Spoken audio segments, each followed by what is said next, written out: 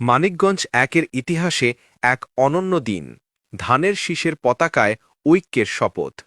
মানিকগঞ্জ এক আসনের আকাশে আজ উড়ছে একটাই পতাকা, ধানের শীষের পতাকা।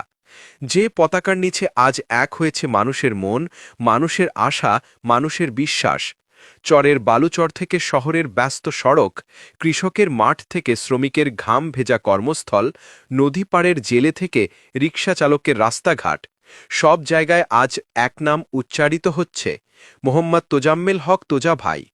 মানুষের কণ্ঠে আজ ধ্বনিত এক ইতিহাসের আহ্বান, তোজা ভাই, ধানের শীষের প্রার্থী চাই।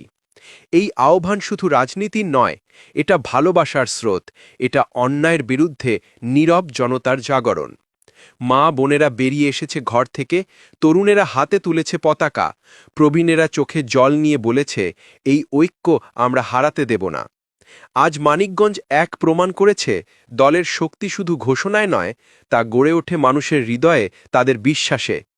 এই দিনটি ইতিহাসে লেখা থাকবে, যেদিন সাধারণ মানুষ নিজের হাতে লিখেছিল এক নতুন অধ্যায়ের সূচনা, যেদিন মানিকগঞ্জ এক ঘোষণা দিয়েছিল, তোজা ভাই কেবল নেতা নন, তিনি জনতার বিশ্বাস, ভবিষ্যতের প্রতিশ্রুতি। ধানের শীষের পতাকায় ঐক্যের জয় হোক, ধানের শীষের পতাকায় মানুষের বিজয় হোক। ইতিহাস আজ সাক্ষী থাক, মানিকগঞ্জ এক আবারও জাগছে জনতার শক্তিতে। আল্লাহ হাফিজ, জিন্দাবাদ।